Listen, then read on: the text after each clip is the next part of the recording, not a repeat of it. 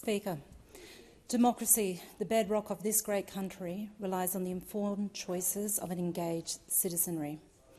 Recently, we have witnessed a troubling trend, an erosion of truth, a distortion of reality, and undermining of our institutions. Political rhetoric, once a tool for informed debate, is increasingly deployed as a weapon of deception. False narratives, misleading claims and divisive propaganda threaten the core principles that bind us together. Both by design and often inadvertently, they undermine the fabric of a cohesive society. These practices are undertaken by those whose political fortunes feed on the misery of others, whose electoral successes rely not on the merits of their policies and vision for our country's future, but rely on the electorate fearful of the latest fabricated evil and demonised other. These practices are the daily bread of far-right groups and fringe parties, but are now increasingly being utilised by the Liberal and National Coalition. As soon as Parliament returned for 2024, the opposition once again attacked the independence of the courts. Not just any court, but the High Court, the pinnacle of the judicial arm of government.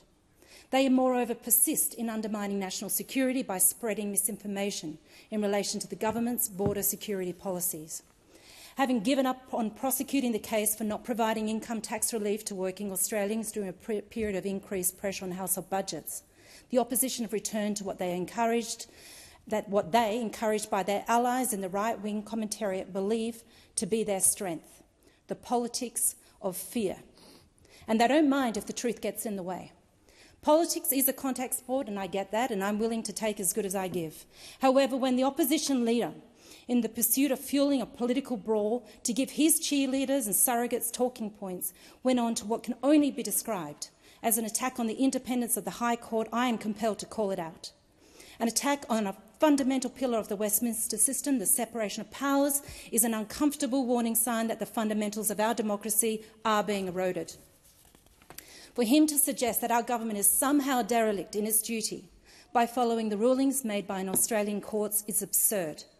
It is a dangerous erosion of trust in the institution of the court. We have seen these attacks on the court further weaponised by Advance Australia and the Dunkley by-election. The leader of the opposition knowingly lit that fuse. It serves their immediate interests, and that is all they care about. Again, politics and campaigning can often be robust, but the language disseminated by Advance Australia, fuelled by the coalition, is beyond the pale.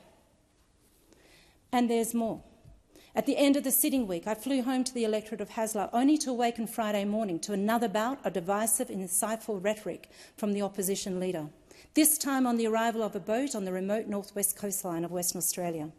The opposition leader claimed that Labor had taken $600 million out of border protection. Wrong. That claim is at best an accounting trick. In Senate estimates, the head of the Australian Border Force, Michael Outram, stated Border Force funding is currently the highest it's been since its establishment in 2015. The member for Dixon also claimed that there had been a reduction in the amount of surveillance flights. Wrong. The reduction in surveillance flights is attributed to operational difficulties and under-resourced air crews, not a policy or planned reduction.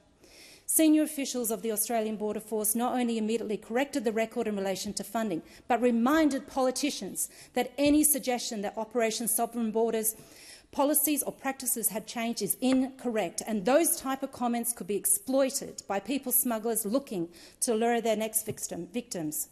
The fact that the record was corrected so swiftly with such senior officials, one can only deduce the possible severity of the consequences of such irresponsible rhetoric espoused by the leader of the opposition.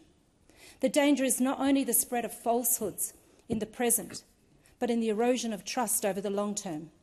For when citizens can no longer rely on the information presented to them, when truth becomes elusive, the very essence of our democracy is at risk.